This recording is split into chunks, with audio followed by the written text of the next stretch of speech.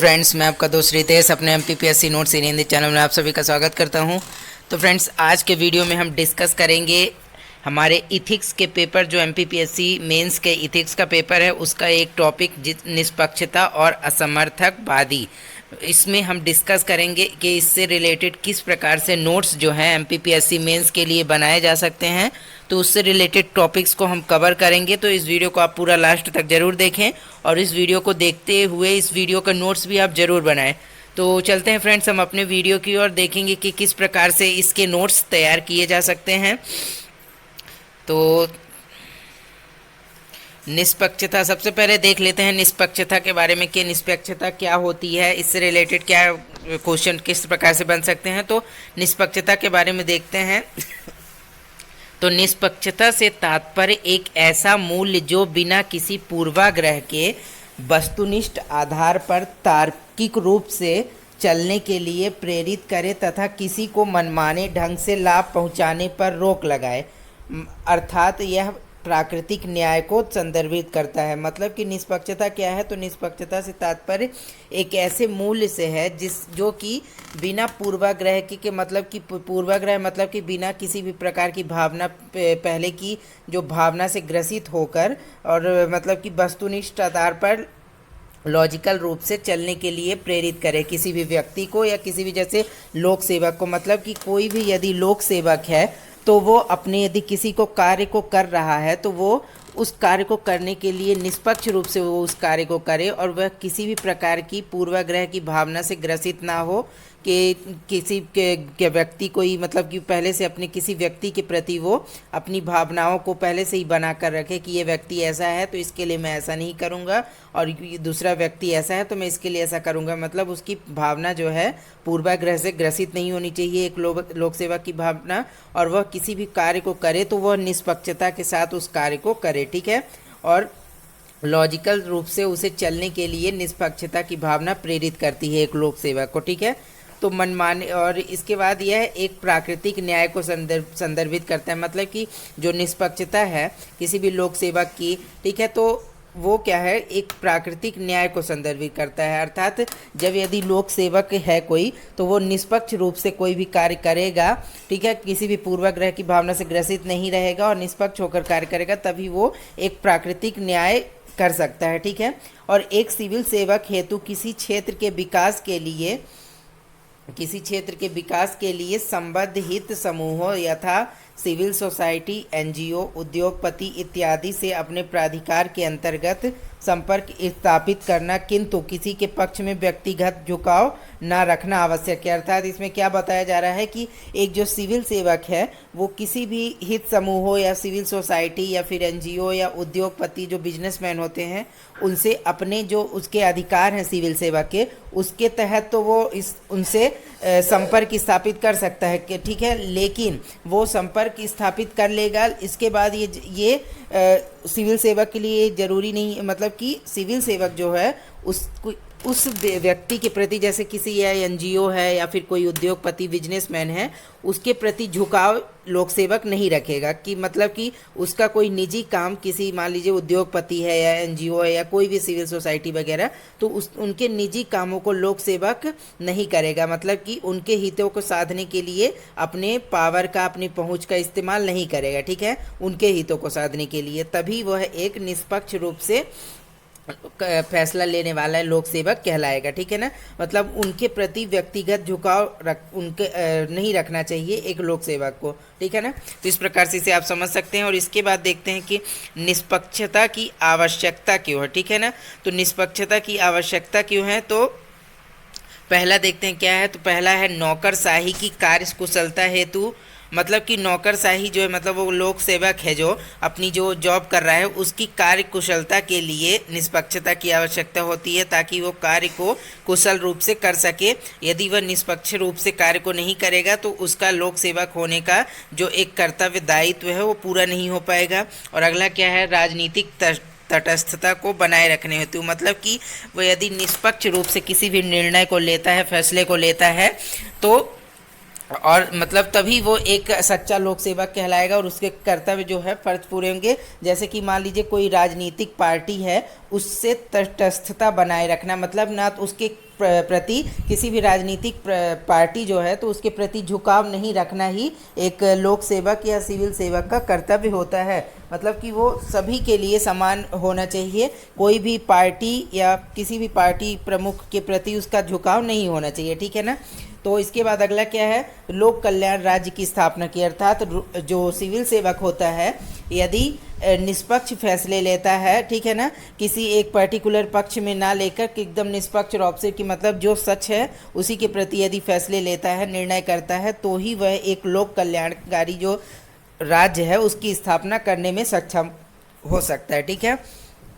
इसके बाद अगला क्या है, तो अगला संवैधानिक उद्देश्यों की प्राप्ति, अर्थात संविधान में जो उद्देश्य दिए गए हैं, ठीक है, एक सिविल सेवक के लिए क्या क्या कार्य होने चाहिए, कैसा सिविल सेवक, मतलब उद्देश्य बताए गए हैं, उन सभी की पूर्ति के लिए एक सिविल सेवक को निष्पक्षता की आवश्यकता होती है, ठीक है। इसके बाद अगला क्या है, तो अगला है राजनीतिक विचारधारा से असंबद्धता, मतलब कि कोई भी पार्टी है या कोई भी राजनीतिक पार्टी है उसकी जो विचारधारा है उससे एक लोक सेवक या सिविल सेवक को संबंध नहीं रखना चाहिए, ठीक है ना, कि उसकी एक अपनी ही विचारधारा होनी चाहिए। ये नहीं कि मतलब वो किसी पार्टी प्रमुख के कहने पर या किसी पार्टी की जो विचारधारा है उसकी विचारधारा उस पार्टी की विचारधारा से मैच करने लगे, ऐसा नहीं होना चाहिए, नहीं तो वो एक लोक सेवक की जो निष्पक्षता पर आँच आएगी और वो एक निष्पक्ष निर्णय या जो फैसले हैं वो नहीं कर पाएगा, ठीक है।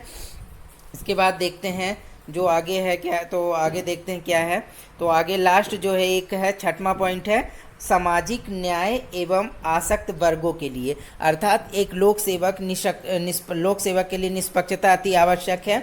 और क्यों आवश्यक है, तो वो सामाजिक न्याय के लिए और आसक्त वर्गों के लिए, मतलब जो कमज़ोर वर्ग हैं, ठीक है ना, मतलब जो अपने निर्णय नहीं ले सकते हैं और उनको सताया जा रहा है, या फिर समाज में जो न्याय करने के लिए एक लोक सेवक जो है तो उसे निष्पक्ष रहना अत्यंत आवश्यक है, ठीक है। इसके बाद देखते हैं कि असमर्थकवादी ये क्या होता है, तो इसमें देखते हैं कि असमर्थकवादी के बारे में, तो सबसे पहले देखते हैं कि असमर्थकवादी से तात्पर्य यह है कि किसी भी लोक सेवक वैचारिक अथवा मानसिक दृष्टि से किसी भी राजनीतिक दल से संबंध नहीं होना चाहिए। अर्थात असमर्थकवादी या असमर्थकवादिता से तात्पर्य क्या है कि कोई भी लोक सेवक या सिविल सेवक है वैचारिक रूप से या विचारधारा के तौर पर या फिर मानसिक दृष्टि से किसी भी राजनीतिक दल से संबंध नहीं होना चाहिए, मतलब वो किसी भी लोक सेवक जो है किसी भी पार्टी विशेष से राजनीतिक दल से विचारधारा के रूप में या मानसिक दृष्टि से भी उस पार्टी या उस राजनीतिक दल से संबंध नहीं रखना चाहिए एक लोक सेवक का। तो ये इसे क्या कहा जाता है, तो असमर्थकवादी कहा जाता है, ठीक है। तो अतः किसी भी प्रकार की राजनीतिक दल से उसका संबंध नहीं होना चाहिए लोक सेवक का, ठीक है ना। तो इस प्रकार से आगे देखते हैं कि असमर्थकवाद होने का मतलब यह भी होता है कि एक लोक सेवक अपना कार्य किसी राजनीतिक दल की विचारधारा या उसके प्रभाव से मुक्त होकर रहना चाहिए, मतलब करना चाहिए, तथा किसी भी राजनीतिक दल को कोई अनुचित लाभ प्रदान नहीं करना चाहिए। तो क्या है फ्रेंड्स कि यहाँ पे पहले तो आप यहाँ पे रहना की जगह आप करना कर लीजिएगा, यहाँ मैं लिख दे रहा हूँ करना होकर करना चाहिए, ठीक है ना। तो आप ये सुधार लीजिएगा, यहाँ पे मैंने लिख दिया है करना, एक बार और मैं वो कर दे रहा हूँ,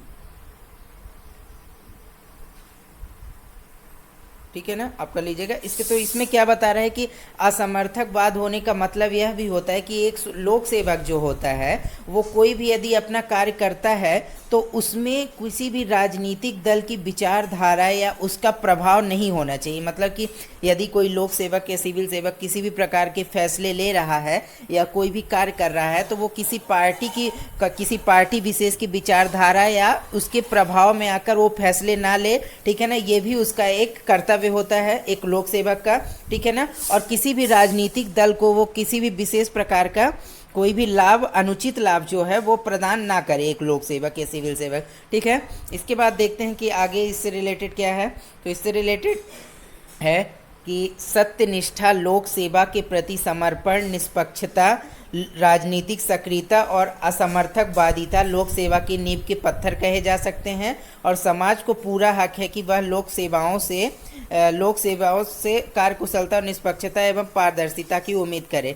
अर्थात जो सत्यनिष्ठा, लोक सेवा के प्रति समर्पण, निष्पक्षता और राजनीतिक सक्रियता और असमर्थकवादिता लोक सेवा की नींव के पत्थर कहे जा सकते हैं। मतलब कि जो लोक सेवा की नींव है वो किस पर टिकी हुई है कि एक लोक सेवक जो है या सिविल सेवक जो है वो सत्यनिष्ठा, लोक सेवा के प्रति समर्पित रहे और निष्पक्ष रूप से निर्णयों को ले, और राजनीतिक सक्रियता मतलब कि राजनीतिक सक्रियता से दूरी बनाकर रखे और मतलब कि असमर्थक रहे। लोगों जो राजनीतिक दल कहते हैं उसका पक्ष ना ले, कि मतलब कि किसी भी पर्टिकुलर राजनीतिक दल के पक्ष में ना बात करे। और ये सभी जो चीज़ें हैं ये क्या है कि ये सभी चीज़ें जो हैं लोक सेवा की नींव के पत्थर कहे जा सकते हैं, ठीक है ना। और इसके बाद हम देखते हैं कि आगे इससे रिलेटेड क्या है। तो इससे रिलेटेड है कि निष्पक्षता और जनता और सरकार के मध्य अविश्वास की खाई को भरने का काम करती है। मतलब कि जो निष्पक्ष रूप से यदि कोई फैसले लेता है लोक सेवक, तो वो क्या होता है कि वो जनता जो है और सरकार के बीच में अविश्वास की खाई को भरने का कार्य करता है। मतलब कि यदि कोई लोक सेवक है वो निष्पक्ष रूप से फैसले ले रहा है, निर्णय कर रहा है, तो जनता में एक अच्छी भावना जाती है कि जो एक लोक सेवक है वो मतलब कि किसी के प्रभाव में आकर कार्य नहीं कर रहा है, ठीक है। तो इससे जनता और सरकार के बीच अविश्वास की जो खाई होती है कि तो वो भरने लगती है धीरे धीरे, और जनता में लोक सेवक के प्रति और सरकार के प्रति विश्वास की भावना जगती है, ठीक है।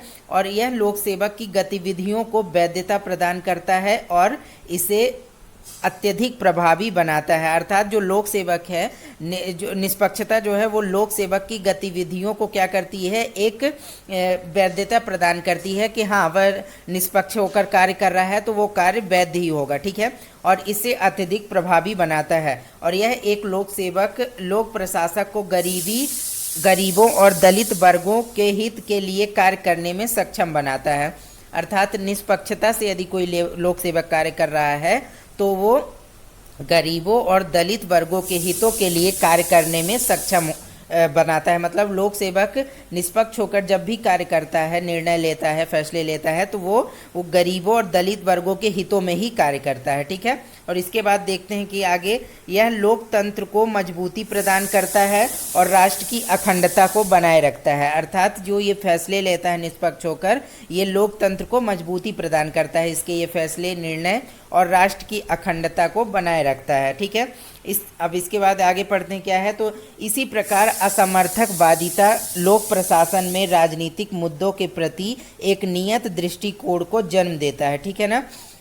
जो असमर्थकवादिता होता है लोक प्रशासन में राजनीतिक मुद्दों के प्रति एक नियत दृष्टिकोण को जन्म देता है और तथा उसे बिना किसी राजनीतिक प्रभाव के अपने कर्तव्यों का निर्वहन करने के लिए प्रोत्साहित करता है। मतलब कि यदि एक लोक सेवक है तो वो क्या करता है, निष्पक्ष होकर यदि कोई निर्णय ले रहा है तो उसमें कोई राजनीतिक प्रभाव नहीं होता है। मतलब कि किसी भी पर्टिकुलर राजनीतिक पार्टी के प्रभाव में वो फैसले नहीं लेता जब यदि वह निष्पक्ष रूप से कोई भी निर्णय कर रहा है, तो ठीक है। और निष्क्रियता और असमर्थकवादिता में एक सूक्ष्म सा अंतर है। निष्क्रिय प्रशासक किसी भी मामले में रुचि नहीं दिखाता, जबकि असमर्थकवादी केवल लोक सेवक किसी राजनीतिक विचारधारा में रुचि नहीं रखता। मतलब कि क्या बताया जा रहा है कि निष्क्रियता और असमर्थकवादिता में एक छोटा सा अंतर है, क्या कि जो एक निष्क्रिय प्रशासक होगा वो किसी भी मामले में रुचि नहीं दिखाएगा, ठीक है ना, कि कोई भी कार्य करने में वो रुचि नहीं लेगा, इंटरेस्ट ही नहीं रखेगा वो किसी भी कार्य को करने में। लेकिन जो एक असमर्थकवादी लोक सेवक होता है वो क्या करता है, वो केवल और केवल राजनीतिक जो विचारधारा है तो उससे असमर्थन दिखाता है, ठीक है ना। बाकी सभी कार्यों में उसका मन लगता है, बस वो राजनीतिक विचारधारा से असमर्थित रहता है, ठीक है ना, उसका असमर्थन करता है। इसके बाद सैद्धांतिक रूप से एक व्यक्ति निष्पक्ष रहते हुए ही राजनीतिक रूप से सक्रिय रह सकता है। मतलब कि सैद्धांतिक रूप से यदि कोई व्यक्ति निष्पक्ष रूप से निर्णय वो ले रहा है तभी वो राजनीतिक रूप से निष्क्रिय रह सकता है, ठीक है। और यदि वह राजनीतिक रूप से सक्रिय है तो वो निष्पक्ष फैसले और निर्णय को नहीं ले पाएगा। इसके बाद देखते हैं कि क्या है, असमर्थकवादिता की आवश्यकता क्यों है। तो असमर्थकवादिता की आवश्यकता क्यों है, तो इसमें देखते हैं कि सबसे पहला है लोक सेवा के कार्य को कुशलता से करने हेतु, ठीक है, तो लोक सेवा का जो कार्य है उसका, एक लोक सेवक का जो उसके कार्य है, उद्देश्य है, ठीक है ना, उत्तरदायित्व उसका होता है, तो उस सभी कार्यों को ठीक ढंग से करने के लिए, ताकि उसका जो हित है वो जनता को मिल सके, और जो दलित वर्ग हैं या फिर आसक्त लोग हैं उन सभी को हित जो है प्रभावित हो, हित अच्छे तरह से उनके कार्य को किया जा सके, इसके लिए असमर्थकवादिता आवश्यकता है, ठीक है। और अगला क्या है, राजनीतिक रूप से तटस्थता को बनाए रखने के लिए, ठीक है, तो अगला क्या है, राजनीतिक रूप से तटस्थता को बनाए रखने के लिए, ये तो हमने ऊपर भी डिस्कस किया था, ठीक है। तो और अगला क्या है, लोक कल्याणकारी राज्य की स्थापना के लिए, अर्थात एक लोक कल्याणकारी राज्य जो है उसकी स्थापना करने के लिए भी लोक सेवक को, जो एक सिविल सर्वेंट्स होता है, उसे असमर्थकवादिता की आवश्यकता होती है, जिससे वो एक लोक कल्याणकारी राज्य की स्थापना कर सके, ठीक है। और अगला क्या है, संवैधानिक उद्देश्यों की प्राप्ति के लिए भी आवश्यक, जो संवैधानिक उद्देश्य दिए गए हैं संविधान में, उनके उद्देश्यों की प्राप्ति के लिए आवश्यक है कि एक सिविल सेवक जो है असमर्थकवादी हो, मतलब वो किसी भी राजनीतिक पार्टी या दल से जो है किसी भी प्रकार का मतलब समर्थन ना रखता हो, तभी वो संवैधानिक उद्देश्यों को प्राप्त कर सकेगा। और राजनीतिक विचारधारा से असंबद्धता रखने के लिए, ठीक है। और एक अगला लास्ट क्या है, सामाजिक न्याय निःशक्त वर्गों के लिए, मतलब कि सामाजिक न्याय के लिए, और जो निःशक्त वर्ग हैं, दलित वर्ग हैं, जो कमज़ोर वर्ग हैं, उनके जो हित के लिए, हित में कार्य करने के लिए ये जरूरी है कि एक लोक सेवक या सिविल सेवक जो है वो क्या करे, असमर्थकवादिता हो, असमर्थकवादी हो, मतलब कि किसी भी राजनीतिक दल से समर्थन ना रखता हो, ठीक है ना, मतलब उसकी विचारधारा से प्रेरित ना हो। तो ठीक है फ्रेंड्स, इस वीडियो में हमने देखा निष्पक्षता और असमर्थकवादिता के बारे में, कि कैसे कैसे इसके बारे में नोट्स बनाए जा सकते हैं, ठीक है। तो इसे आप नोट्स ज़रूर इसके तैयार करें। और फ्रेंड्स, यदि अब इसके बाद हम जो नेक्स्ट वीडियो में मिलेंगे तो उसमें भी हम किसी नए टॉपिक पर डिस्कस करेंगे, जो कि हमारे एमपीपी के जो एमपीपीएससी के प्री के सिलेबस से रिलेटेड होगा, या एमपीपीएससी मेंस के सिलेबस से रिलेटेड होगा। तो उसके लिए आप मेरे चैनल एमपीपीएससी नोट्स इन हिंदी को सब्सक्राइब कर लें, ताकि मेरे आने वाले वीडियोस के नोटिफिकेशन जो है आपको मिलते रहें। तो आज के लिए फ्रेंड्स इतना ही, मिलेंगे नेक्स्ट वीडियो में। आज के लिए इतना ही, बाय बाय।